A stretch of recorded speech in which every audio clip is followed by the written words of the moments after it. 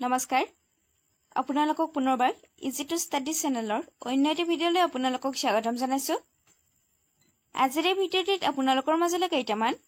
সাধাৰণ জ্ঞানৰ অতি গুৰুত্বপূৰ্ণ কুৱেশ্যন এনসাৰ লৈ আহিছোঁ আজিৰ ভিডিঅ'টিৰ প্ৰথমটো কুৱেশ্যন হৈছে অসমত প্ৰথমবাৰৰ বাবে কিমান চনত খাৰুৱা তেলৰ সন্ধান পোৱা গৈছিল অসমত প্ৰথমবাৰৰ বাবে কিমান চনত খাৰুৱা তেলৰ সন্ধান পোৱা গৈছিল অপচনৰ ভিতৰত শুদ্ধ উত্তৰটি হৈছে অপচন নম্বৰ এ 1867 চনৰ 26 মাৰ্চত মনত ৰাখিব 1867 চনৰ 26 মাৰ্চত অসমত প্ৰথমবাৰৰ বাবে খাৰুৱা তেলৰ সন্ধান পোৱা গৈছিল নেক্সট কোৱেশ্যনটিত আছে ভাৰতৰ উৎপাদিত মুঠ খাৰুৱা তেলৰ কিমান শতাংশ অসমে বহন কৰে ভাৰতৰ উৎপাদিত মুঠ খাৰুৱা তেলৰ কিমান শতাংশ অসমে বহন কৰে অপচনৰ ভিতৰত শুদ্ধ উত্তৰটি হৈছে অপচন নম্বৰ এ 35% মনত ৰাখিব ভাৰতৰ উৎপাদিত মুঠ খাৰুৱা তেলৰ 35% অসমে বহন কৰে নেক্সট কোৱেশ্যনটিত আছে অসমত পোনপ্ৰথমে কিমান চনত কয়লাৰ সন্ধান পোৱা গৈছিল অসমত পোনপ্ৰথমে কিমান চনত কয়লাৰ সন্ধান পোৱা গৈছিল অপচনৰ ভিতৰত শুদ্ধ উত্তৰটি হৈছে অপচন নম্বৰ সি 1828 চনত মনত ৰাখিব অসমত পোনপ্ৰথমে 1828 চনত কয়লাৰ সন্ধান পোৱা গৈছিল নেক্সট কোৱেশ্যনটিত আছে সমগ্ৰ ভাৰতত উৎপাদিত কয়লাৰ কিমান শতাংশ অসমে বহন কৰে অপচনৰ ভিতৰত শুদ্ধ উত্তৰটি হৈছে অপচন নম্বৰ সি 0.49% মনত ৰাখিব সমগ্ৰ ভাৰতত উৎপাদিত কয়লাৰ ভিতৰত অসমে 0.49% বহন কৰে নেক্সট কোৱেশ্যনটিত আছে তলত উল্লেখিত অসমৰ কোনখন ঠাইত চূণশিল পোৱা যায় তলত উল্লেখিত অসমৰ কোনখন ঠাইত চূণশিল পোৱা যায় অপচনৰ ভিতৰত শুদ্ধ উত্তৰটি হৈছে অপচন নম্বৰ বি গৰম পানীত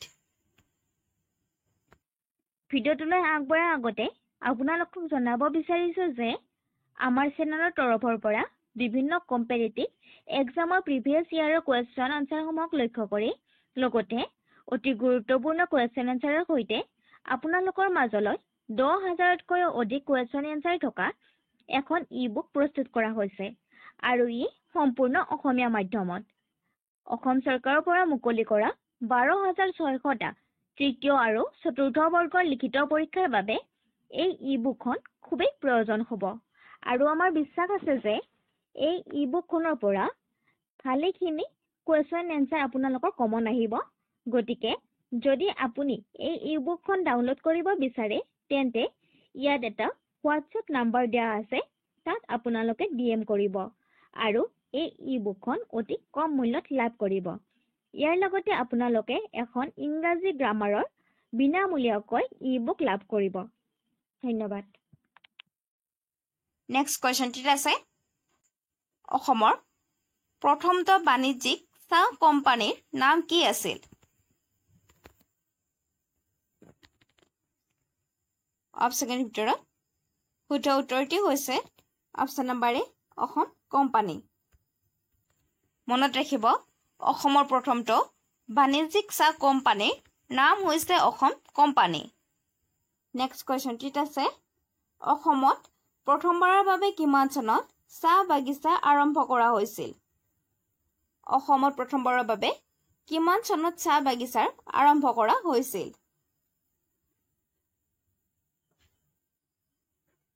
অপচনৰ ভিতৰত শুদ্ধ উত্তৰটি হৈছে অপচন নম্বৰ এ 1833 চনত মনত ৰাখিব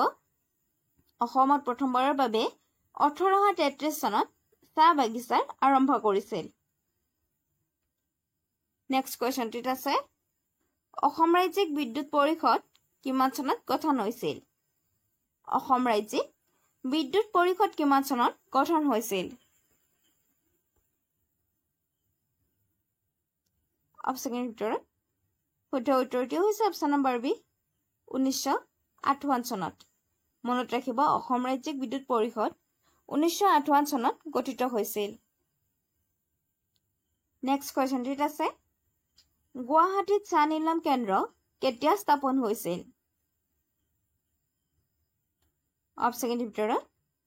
শুদ্ধ উত্তৰটি হৈছে অপচন নম্বৰ বি 1970 চনত মনত ৰাখিব গুৱাহাটীত চাহ নিলাম কেন্দ্ৰ 1970 চনত স্থাপন হৈছিল নেক্সট কোৱেশ্চনটিত আছে অসমত গেছ ক্ৰেকাৰ প্ৰকল্পটো কিমান চনত উদ্বোধন কৰা হৈছিল অপচনৰ ভিতৰত শুদ্ধ উত্তৰটি হৈছে অপচন নম্বৰ চি 2016 চনত মনত ৰাখিব অসমত গেছ ক্ৰেকাৰ প্ৰকল্পটো 2016 চনত উদ্বোধন কৰা হৈছিল নেক্সট কোৱেশ্চনটিত আছে অসমৰ প্ৰথমটো প্লাউডৰ ফেক্টৰী কিমান চনত প্ৰতিষ্ঠা হৈছিল অসমৰ প্ৰথমটো প্লাউডৰ ফেক্টৰী কিমান চনত প্ৰতিষ্ঠা হৈছিল অপচনৰ ভিতৰত শুদ্ধ উত্তৰটি হৈছে অপচন নম্বৰ চি 1920 চনত মনত ৰাখিব 1920 চনৰ মাৰ্ঘেৰিটাত অসমৰ প্ৰথমটো প্লাউডৰ ফেক্টৰী প্ৰতিষ্ঠা হৈছিল নেক্সট কোৱেশ্চনটিত আছে অসমৰ প্ৰথমটো কাগজ ফেক্টৰী কিমান চনত প্ৰতিষ্ঠা হৈছিল অপচনৰ ভিতৰত শুদ্ধ উত্তৰটি হৈছে অপচন নম্বৰ চি 1970 চনত মনত ৰাখিব অসমৰ প্ৰথমটো কাগজ ফেক্টৰী 1970 চনত প্ৰতিষ্ঠা হৈছিল নেক্সট কোৱেশ্চনটিত আছে অসমক পৰ্যটন উদ্যোগৰ মৰ্যাদা কিমান চনত দিয়া হৈছিল অসমক পৰ্যটন উদ্যোগৰ মৰ্যাদা কিমান চনত দিয়া হৈছিল অপচনৰ ভিতৰত শুদ্ধ উত্তৰটি হৈছে অপচন নম্বৰ চি 1987 চনত নেক্সট কোৱেশ্চনটিত আছে অসম চৰকাৰে প্ৰথমবাৰৰ বাবে অসমক পৰ্যটন নীতি আয়োগ কিমান চনত গঠন কৰিছিল অসম চৰকাৰে প্ৰথমবাৰৰ বাবে অসম পৰ্যটন নীতি আয়োগ কেতিয়া বা কিমান চনত গঠন কৰিছিল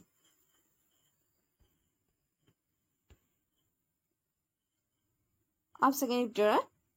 শুদ্ধ উত্তৰটি হৈছে অপচন নম্বৰ চি 2008 চনত নেক্সট কোৱেশ্চনটিত আছে অসম ঔদ্যোগিক নীতি কিমান চনত ৰূপায়ণ হৈছিল অসম ঔদ্যোগিক নীতি কিমান চনত ৰূপায়ণ হৈছিল অপচনৰ ভিতৰত শুদ্ধ উত্তৰটি হৈছে অপচন নম্বৰ বি 1986 চনত মনত ৰাখিব অসম ঔদ্যোগিক নীতি 1986 চনত ৰূপায়ণ হৈছিল নেক্সট কোৱেশ্চনটিত আছে অসমত বৰ্তমান প্ৰাপ্ত খনিজ পদাৰ্থৰ সংখ্যা কিমান অৰ্থাৎ বৰ্তমানলৈকে অসমত কিমান বিধ খনিজ পদাৰ্থ লাভ কৰিছে অপচনৰ ভিতৰত শুদ্ধ উত্তৰটি হৈছে অপচন নম্বৰ বি 18 বিধ মনত ৰাখিব অসমত বৰ্তমানলৈকে 18 বিধ খনিজ পদাৰ্থৰ সংখ্যা পোৱা গৈছে নেক্সট কোৱেশ্চনটিত আছে তলকণ্টো মুগা গৱেষণা কেন্দ্ৰ অসমত অৱস্থিত তলকণ্টো মুগা গৱেষণা কেন্দ্ৰ অসমত অৱস্থিত অপচনৰ ভিতৰত শুদ্ধ উত্তৰটি হৈছে অপচন নম্বৰ চি বকো নেক্সট কোৱেশ্চনটিত আছে অসমৰ প্ৰধান শস্য কি অপচনৰ ভিতৰত শুদ্ধ উত্তৰটি হৈছে অপচন নম্বৰ ডি ধান মনত ৰাখিব অসমৰ প্ৰধান শস্য হৈছে ধান নেক্সট কোৱেশ্চনটিত আছে অসমত আসাম গ্লোবেল ইনভেষ্টৰ সুমিত কিমান চনত গঠিত হৈছিল বা কিমান চনত অনুষ্ঠিত হৈছিল অসমত আসাম গ্লোবেল ইনভেষ্টৰ সুমিত কিমান চনত অনুষ্ঠিত হৈছিল অপশ্যনকেইটিৰ ভিতৰত শুদ্ধ উত্তৰটি হৈছে অপশ্যন নম্বৰ ডি 2015 চনত মনত ৰাখিব নেক্সট কোৱেশ্চনটিত আছে অসমত অনুষ্ঠিত হোৱা এডভেন্টেজ অসমত কিমানখন দেশে অংশগ্ৰহণ কৰিছিল অসমত অনুষ্ঠিত হোৱা এডভেন্টেজত অসমত কিমানখন দেশে অংশগ্ৰহণ কৰিছিল অপশ্যনকেইটিৰ ভিতৰত শুদ্ধ উত্তৰটি হৈছে অপশ্যন নম্বৰ এ 20খন মনত ৰাখিব 20খন দেশে অংশগ্ৰহণ কৰিছিল নেক্সট কোৱেশ্চনটিত আছে অসমত সৰ্ববৃহৎ অৰ্থাৎ সৰ্বোচ্চ কপাহ উৎপাদন হোৱা ঠাইখনৰ নাম কি অপশ্যনকেইটিৰ ভিতৰত শুদ্ধ উত্তৰটি হৈছে অপশ্যন নম্বৰ বি মিকিৰ পাহাৰ মনত ৰাখিব অসমৰ মিকিৰ পাহাৰত সৰ্বোচ্চ কপাহ উৎপাদন হয় নেক্সট কোৱেশ্চনটিত আছে শেহতীয়াকৈ কেতিয়া চৰাইদেউক ইউনেস্কোৰ দ্বাৰা বিশ্ব ঐতিহ্য ক্ষেত্ৰ হিচাপে ঘোষণা কৰা হৈছে অপশ্যনকেইটিৰ ভিতৰত শুদ্ধ উত্তৰটি হৈছে অপশ্যন নম্বৰ বি 26 জুলাই 2024 মনত ৰাখিব 2024 চনৰ অৰ্থাৎ এই বছৰৰ 26 জুলাই অৰ্থাৎ যোৱাকালি শেহতীয়াকৈ ইউনেস্কোৰ দ্বাৰা বিশ্ব ঐতিহ্য ক্ষেত্ৰ হিচাপে চৰাইদেউক ঘোষণা কৰা হৈছে ইয়াৰ লগতে আপোনালোকে মনত ৰাখিব ইউনেস্কোৰ দ্বাৰা ঘোষণা কৰা অসমৰ ফালৰ পৰা 3 নম্বৰখন ঠাই হৈছে চৰাইদেউ যাক বিশ্ব ঐতিহ্য ক্ষেত্ৰ হিচাপে ঘোষণা কৰা হৈছে